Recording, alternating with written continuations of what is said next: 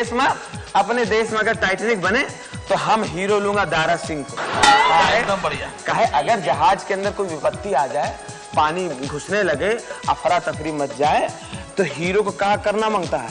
जहाज से निकाले बांबू, बांस निकाले और छतिया पे बांस कर रख के, समझे, पूरे जहाज का ऐसा पलटी मार के और पूरा पब्लिक को बचा लेना मांगता है। ये स्टाइल है गजोदर भैया का, जिनकी अजब गजब बातों ने सुनने वालों को हंसा हंसा कर लूटपोट कर दिया है। कभी राजनेताओं पर कसे तंज, हमें उत्तापय बाकही, उत्तापय बाकही, अब आखे मौत आखे सोम बाकही, सुपा हमारा भाई सुपा बाकही। नेताजी कुछ समझ में नहीं आ रहा, बस यही चल रहा है। तो कभी सितारों की मिमिक्री कर झूमने को मजबूर किया। मुंह खोलिए, कुछ मीठा हो जाए। हैप्पी दिवाली। शाव एक टुकड़े से क्या होगा? शाव फैमिली वाला है, कुछ दे दो। शाव बहुत महंगाई है, कुछ दे दो। शाव बहुत अरे खोपड़िया में दर्द है, ये लीजिए ठंडा ठंडा cool cool. Stand up comedy से लेकर फिल्मों तक वो जिस प्लेटफॉर्म पर भी गए, अपने साथ हंसी का खजाना लेते गए। अनसुनी कहानियों के सफर में आज बात होगी बातों ही बातों में हंसी का रंग घोलने वाले मशहूर स्टैंड अप कॉमेडियन और एक्टर राजू श्रीवास्तव की। आने से मेरे आए बाहर, जाने से मेरे जाए बाहर। दुनिया का ये पहला आदमी है, ऊपर वाले ने इसको वो अधिकार दिया है, ये किसी की भी औरत को कह सकता है मैडम बैठ जाइए, मैडम खड़ी हो जाइए, मैडम घूम जाइए। ये है फोटोग्राफर। राजू श्रीवास्तव आज जिस मुकाम पर आ खड़े हैं, उसकी नींव उन्होंने खुद गढ़ी। ताल्लुक उत्तर प्रदेश के कानपुर से रहा। घर में कला, कॉमेडी, रंगमंच से किसी का दूर दूर तक नाता नहीं था। ऐसे में सत्य प्रकाश श्रीवास्तव एक दिन मशहूर stand up comedian Raju Srivastava के नाम से जाने जाएंगे, इसका उन्हें खुद भी अंदाजा नहीं था। नींबू फोड़ेगा आवाज निकल। तो घर वाले भी चाहते थे कि मैं रेलवे में जाऊं, बैंक में जाऊं, एयरफोर्स में जाऊं, पॉलिटेक्निक करूं, आईआईटी करूं, आईटीआई करूं। तब ये नाटक, नौटंकी, कॉमेडी, इसको बहुत बुरा माना जाता था। आज भी बहुत घरों में इसको अच्छा नहीं मानते। खुद ही सीखो, खुद ही बनाओ, खुद ही करो, खुद ही संघर्ष करो, खुद ही लड़ो। तो वहाँ से निकले हुए हैं हम। अपने घर वालों के उलट राजू का यूं कॉमेडी की तरफ झुकाव कैसे हुआ, कैसे उन्होंने कॉमेडी को सीरियसली लेना शुरू किया, ये जानना भी कम दिलचस्प नहीं। दरअसल तब राजू किसी बर्थडे पार्टी या दोस्तों के बीच कॉमेडी कर सबको हंसाया करते थे। एक दिन ऐसे ही किसी बर्थडे पार्टी में सबको हंसाने पर उन्हें 50 रुपए का इनाम मिला। फिर क्या था, उन्होंने कॉमेडी में करियर बनाने का इरादा कर लिया। तो लाइफ में तकलीफ तो उठानी चाहिए, तो बहुत इंजॉय करके बताना चाहिए। बहुत लोग इसको बड़े दुख के साथ बताते हैं ताकि लोगों की उनको सिंपैथी मिले। लोग, राजू भाई आपने क्या क्या तकलीफ उठाए हैं, स्टेशन पे भी सोए आप, अरे रे कि भूखे भी रहे आप। हाँ भूखे। राजू श्रीवास्तव ने बहुत तकलीफ उठाया है, तकलीफ से आगे है। तो क्या हुआ है, तो मैं इनको बहुत वो नहीं कह, मतलब तकलीफ आनी चाहिए। उस दौरान राजू कानपुर के स्टेज शो की जान कहे जाते। असरानी, राजकुमार, धर्मेंद्र की मिमिक्री कर दर्शकों को लोटपोट करने वाले राजू जूनियर बच्चन के नाम से जाने जाते थे। खासकर अमिताभ का वो पहनावा हो या बोलने का लहजा, राजू उनकी हूबहू कॉपी करते। रिश्ते में तो हम तुम्हारे बाप होते, नाम है शहंशाह। तो मैंने पहली फिल्म देखी थी शोले, और फिर ऐसा शौक हुआ कि स्कूल से भाग भाग के फिल्म देखने जाने लगा। मेरी मम्मी को कुछ कमीने दोस्त बता देते थे जाके कि तुम्हारा लड़का गया तो स्कूल है मगर पहुंचा नहीं है, वहाँ से मुड़ गया है, वो डॉन में घुसा है। डॉन में घुसा है, नहीं तो अमर अकबर एंथनी में घुसा है, नहीं तो एक दूजे के लिए में घुसा है, लावारिस। यही सारी फिल्में उस वक्त चल रही थी। विश्वनाथ और अमिताभ बच्चन की ज़्यादा फिल्में देखते थे। राजू श्रीवास्तव बनने के लिए उन्हें संघर्ष का एक लंबा सफर तय करना पड़ा। संघर्ष के दौरान मिले अनुभवों ने उनके अंदर एक बेहतरीन कॉमेडियन पैदा किया। देहाती परिवेश से निकल राजू स्टैंड अप कॉमेडियन बने, लेकिन आम आदमी से जुड़े अपने कॉमिक स्टाइल को उन्होंने नहीं छोड़ा। तुम वहाँ प्लाट बेचे और यहाँ हम कहानी का प्लाट तैयार किए। ऐसा कहानी बना है, हम नहीं बनाए, बस बन गया। हम महेश भट्टा को सुनाए तो महेश भट्टा पागल हो गया, अस्पताल में भर्ती हो गया, अब तो डिस्चार्ज हो गया होगा। अगर मैं ट्रेनों में नहीं घूमता लोकल ट्रेन में, बस में धक्के नहीं खाता तो मैं इतने कॉमेडी बना के भी नहीं ला पाता। आज मैं जितना अच्छा कुली का रोल, रिक्शे वाले का रोल है, किसी सब्जी वाले का रोल, दूध वाले का रोल, कान में मैल निकालने वालों का रोल, जितना अच्छा हम लोग कर सकते हैं उतना अच्छा अभिषेक बच्चन और उदय चोपड़ा लोग नहीं कर सकते, क्योंकि ये लोग उन लोगों से मिले नहीं, इनका उनसे कोई संबंध ही नहीं रहा। मजबूत बनने के लिए संघर्ष और तकलीफ़ें लाइफ में आनी बहुत ज़रूरी है, क्योंकि उसके बाद जब सक्सेस मिलती है तो उसका उतना ही मज़ा आता है। संघर्ष के उन दिनों में राजू को अगर किसी ने सबसे पहले इंस्पायर किया तो वो थे उनके कवि पिता रमेश चंद्र श्रीवास्तव, जिनकी रचनाएं राजू को हमेशा प्रेरित करती। राजू ने पहला गुरु अपने पिता को ही माना। बलई काका के नाम से कविताएं करते थे और गवर्नमेंट एम्प्लॉय थे, तो गवर्नमेंट एम्प्लॉय होने की वजह से बहुत ज़्यादा दूर दूर तक कवि सम्मेलन में नहीं जाते थे तब, क्योंकि तब उस समय इस फील्ड में इतनी सुरक्षा नहीं थी, इतनी सिक्योरिटी नहीं थी, लेकिन आसपास कवि सम्मेलन में जाते थे वो। तो ये कह सकते हैं शायद उनका कहीं ना कहीं कोई असर मेरे ऊपर आया होगा और इस तरह से मेरी शुरुआत हुई। कानपुर से शुरू हुआ संघर्ष का सफर माया नगरी मुंबई में भी जारी रहा। पहचान बनी, लेकिन संघर्ष के बाद साल 1982 में राजू कानपुर से मुंबई पहुंचे। काम कुछ था नहीं, लिहाजा खर्च चलाने के लिए राजू ने ड्राइवर की नौकरी पकड़ ली, लेकिन लोगों को हंसाने का अपना जुनून नहीं छोड़ा। सवारियों को अपने नए नए जोक से हंसाकर राजू उनका दिल बहलाते रहे और अपना हुनर भी निखारते रहे। आज सुबह कुल्ला कर रहा था, पीछे खड़ी 15 रुपए दे दो। अरे पैसे झाड़ में लगे क्या, मैं ऑटो चलाता हूँ यार। पर तेरी औरत इतना पैसा खर्चा कहाँ करती है? मेरे को क्या मालूम, मैंने आज तक उसको पैसा दिया नहीं है। इसी दौरान राजू ने अपना पहला ऑडियो कैसेट निकाला, हंसना मना है, और यहीं से उनकी पहचान बननी शुरू हो गई। स्टैंड अप कॉमेडियन के तौर पर राजू श्रीवास्तव की अभी पहचान नहीं बनी थी, लेकिन उससे पहले ही उनकी फिल्मी पारी का आगाज हो गया। साल 1979 में सूरज बड़जात्या की फिल्म मैंने प्यार किया में सलमान खान और भाग्यश्री के साथ राजू ने काम किया। ये तो आपकी इंसलेट है, आपकी रेट दूसरा ड्राइवर। मैंने प्यार किया के बाद राजू ने तेजाब, बाजीगर, मिस्टर आजाद जैसी कई बड़ी फिल्मों में काम किया और अपनी एक्टिंग से दर्शकों को हंसाते रहे। अरे मैं कह के चला जाऊंगा, तुम देखते रहियो। अबे तू कह के चला जाओगे तो हम डंडा लेकर आएंगे। अरे तुम डंडा लेके आओ, मैं कुएं में कूद जाऊंगा। और तो कुएं में कूद जाओगे तो हम रस्सी से खिंचवा लेंगे। रस्सी से खिंचवाओगे, पेड़ पे चढ़ जाऊंगा। अबे तुम पेड़ पे चढ़ जाओगे, साला महारी से कटवा डालेंगे। अबे निमूड़ा ढोल बाजे, चपा चपा चरखा चले बे। फिल्मों में काम अच्छा चल रहा था, बावजूद इसके राजू ने फिल्मों से थोड़ा परहेज ही रखा और अपनी स्टैंड अप कॉमेडी पर ज्यादा ध्यान लगाया। हे पप्पू, टिकट मिल गई बे। 4 टिकट मांगा, साला 2 दी से। हमसे कह रहा ब्लैक कर रहे हो, हमका ब्लैक कहाँ कर रहे हैं। तो ऐसे हाथ ऐसे घुसेड़े होना, बाल खींच ली जैसे और 2 कंटाप मार दी। साले पहचान लिया उसको, कंजा है कंजा। इसको देखें गुरु, बाबूपुरम रहता ही है, इसको देखें। ये स्टैंड अप कॉमेडी मैं ठीक से करूं, अच्छे से कर पाऊं, इसलिए मैं फिल्में भी नहीं करता। कुछ लोग कहते हैं ऐसा क्यों करते हो, तो मैं कहता हूँ क्या मैं ये जो काम कर रहा हूँ ये छोटा काम है?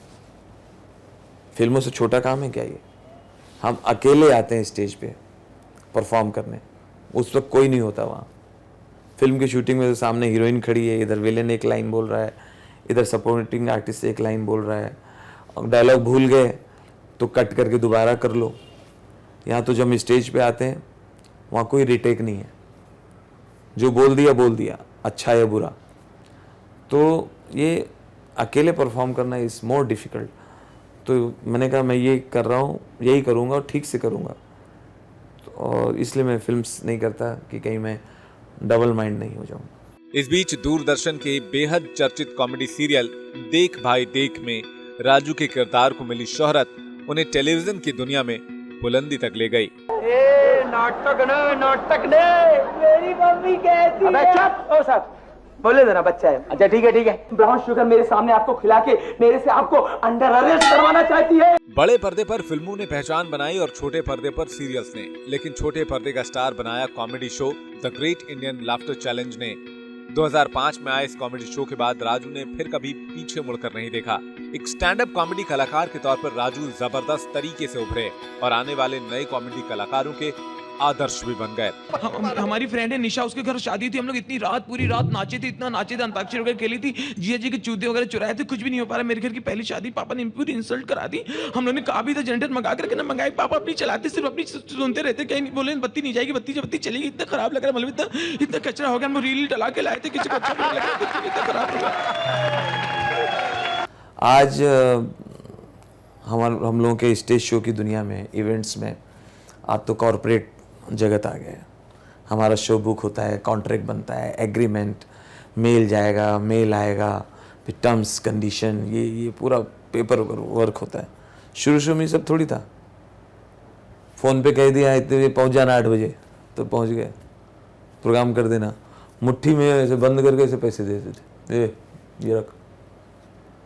अगर उसके सामने गिना, वो भी हिम्मत नहीं होती थी। इसके सामने गिनना है, बोलेगा क्या है, मेरे भरोसा नहीं क्या, मेरे सामने गिन रहा है।